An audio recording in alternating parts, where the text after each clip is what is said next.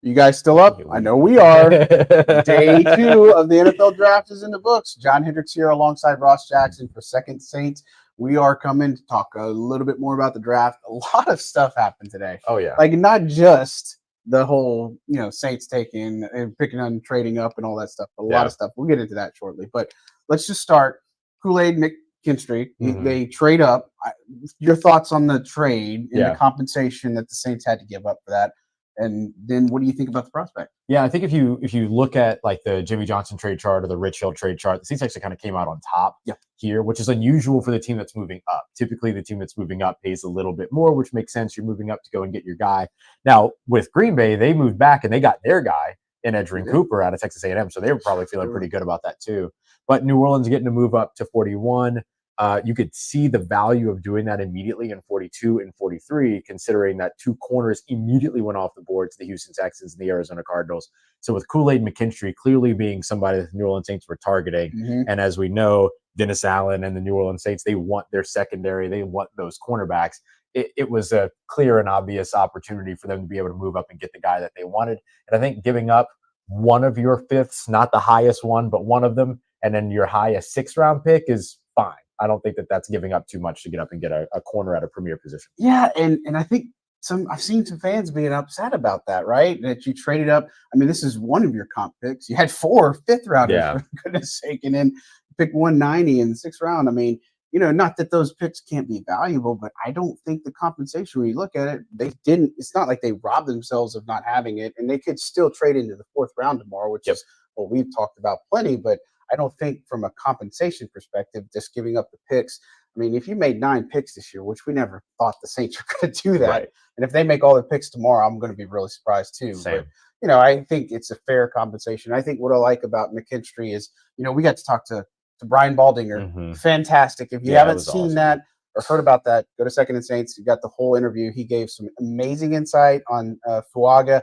Gave some amazing insight in McKinstry, the Kubiak offense, Trevor Penning. I mean, goodness, it was so invaluable. And so I would say check that out. But, just talking about McKinstry, this is a guy who could play inside, but more of a press man coverage type of guy. And so I think when you look at it, and we talked about this last night, but just if they took a cornerback, it doesn't mean that they're trading Marshon Lattimore. But interestingly enough, Dennis Allen talked about it, but I think it was more of a concrete answer tonight about Marshon and his future than we probably ever had. Yeah, I think we saw as firm a commitment as we've seen him saying that we believe Marshon Lattimore is a part of our team. We look forward to him being a part of our team. Excited to have him out on the field at training camp.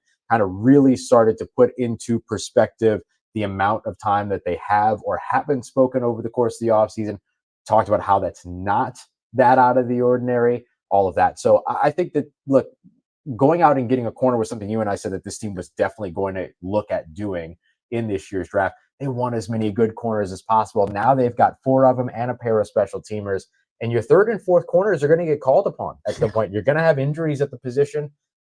It's a very physical style of cornerback that's played here in New Orleans. So you want to make sure that you have those guys. And Kool-Aid McKinstry is going to fit right into there. Just on your point about him moving inside, they're going to, Dennis Allen mentioned that they're going to try him out on both spots, or not try him out, but basically have him learn cross-train. Yeah. Just like they do Fuaga with guard too. Right. So he'll learn everything once he gets in the camp.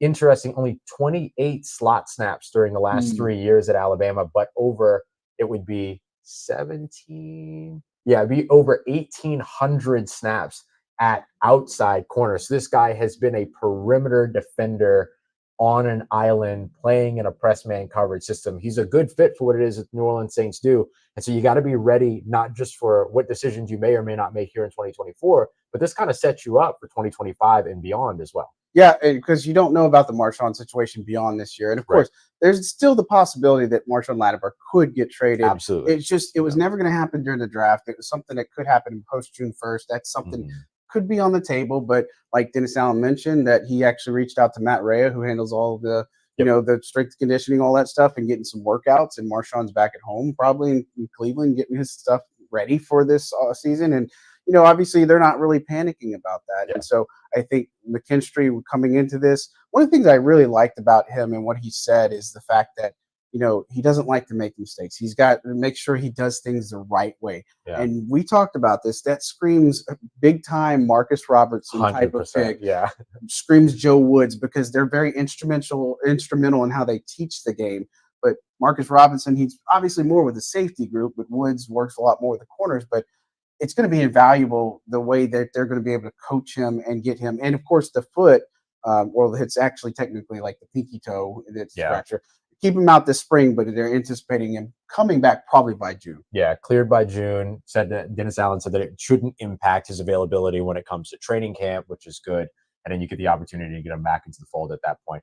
Your point about him playing the game the right way, I think is such a good point, because you look at what they really liked about Taliesin Fuanga yesterday, and one of the things that was highlighted about him was his maturity. Yep. Now here you are hearing Kool-Aid McKinstry talking a lot about, like, I play the game the right way. I rely on my fundamentals.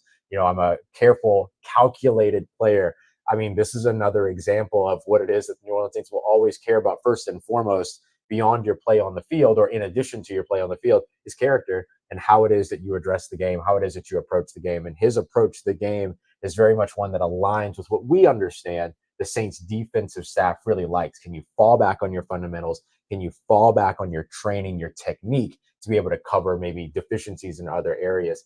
And look, Kool-Aid, 4.47 speed, 6 foot, 198 pounds. Like, he checks a lot of boxes from a physical standpoint, and has that press man coverage experience working with Nick Saban, working with the Alabama Crimson Tide defense.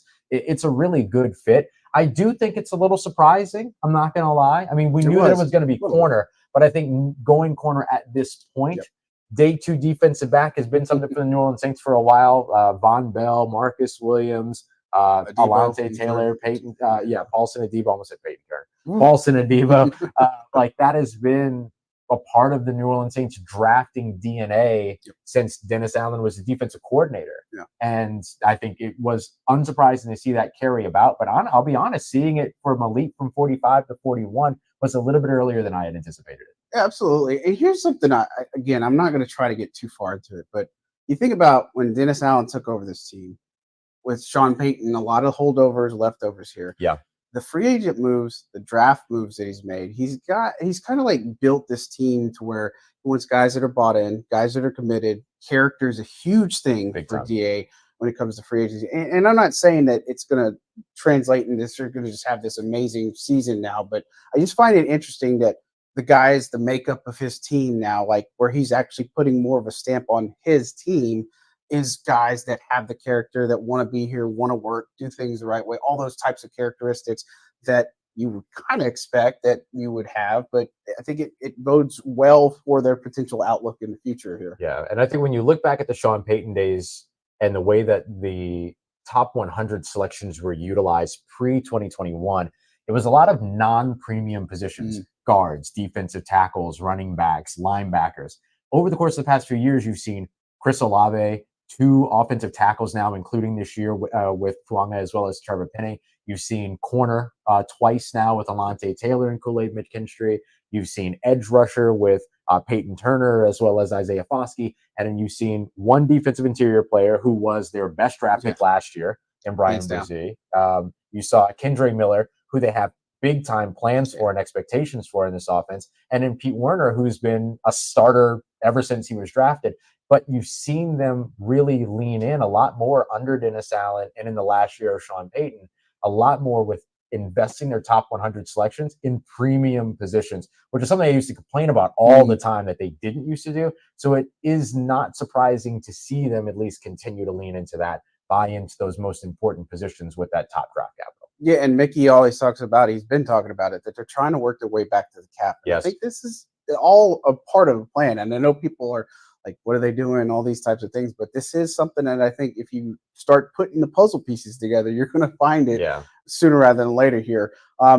Not the most interesting thing that's happened today, the draft pick, but overnight, the issue or the report about Michael Penix Jr., the Saints trying to trade up in the top 10.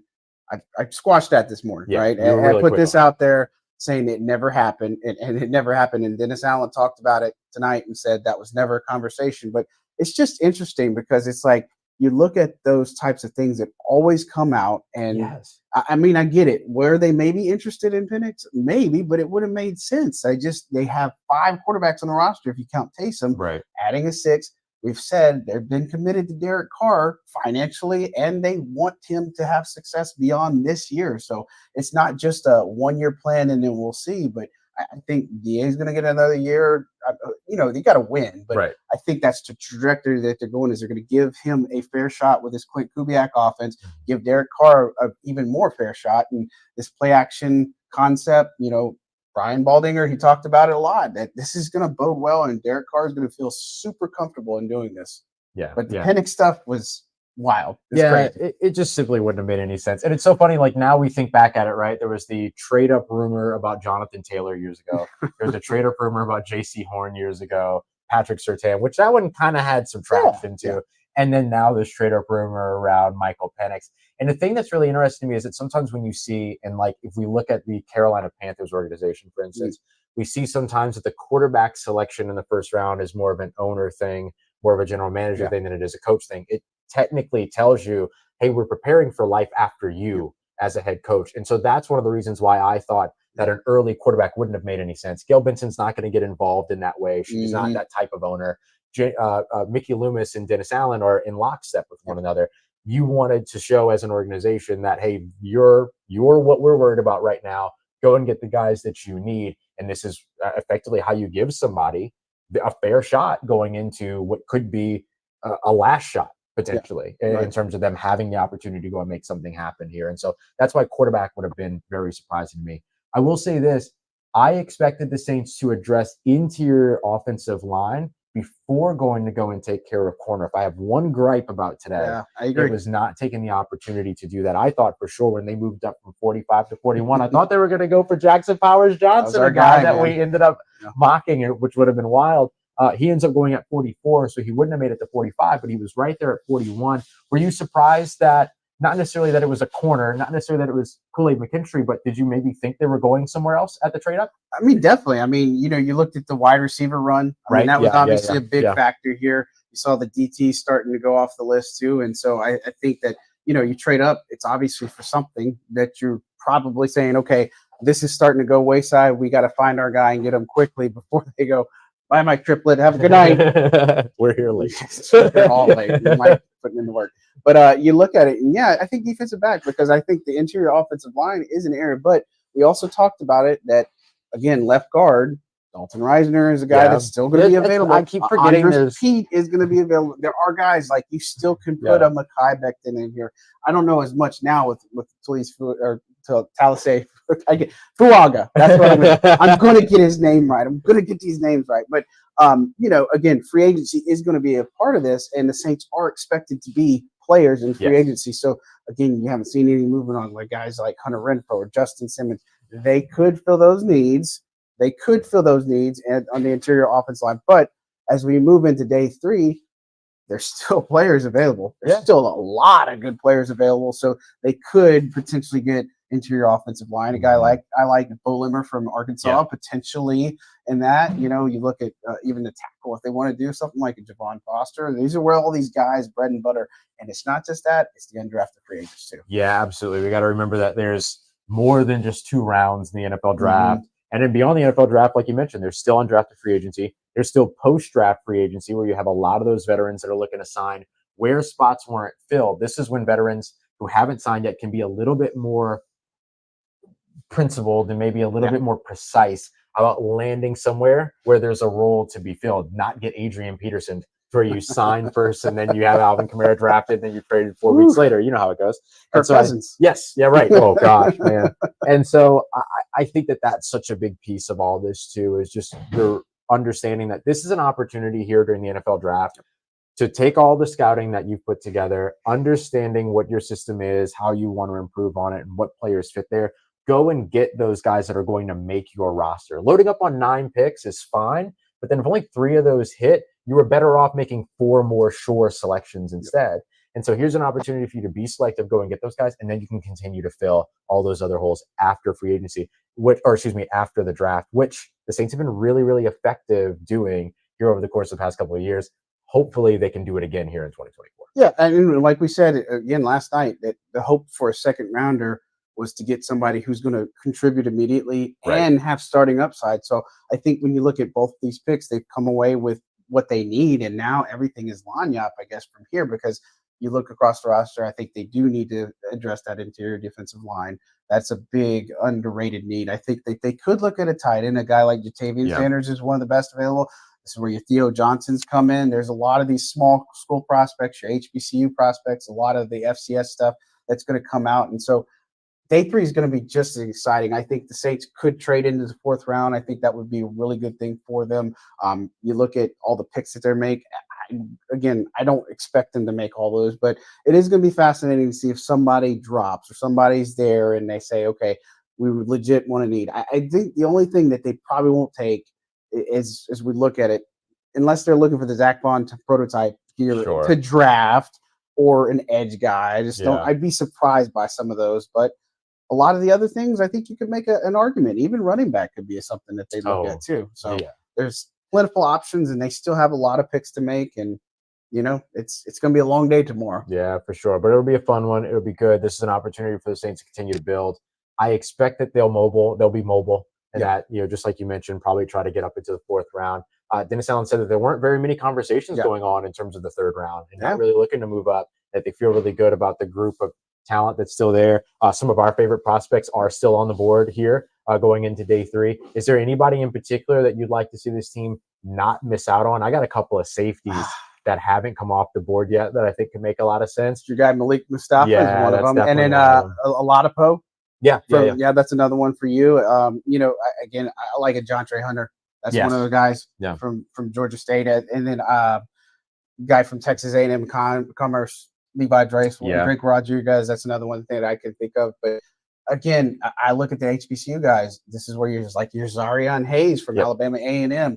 Your Jarvion Howard from Alcorn is another one. Sundiata Anderson from Grambling. Sorry, it's late, guys. I'm sorry. I'm going through all of it. But I think there are some of those prospects that I really do like. And so whether they get drafted or not remains to be seen. But again, there are so many hidden gems left in this draft that it begs the question, what are the Saints going to do? And are they going to be able to find some of those guys that they could find the next best person, like the hidden gem that's they've long uncovered over the years? Yeah. They tend to find these guys that are able to be impactful. 5th round in particular, they tend to be pretty good there and bat well.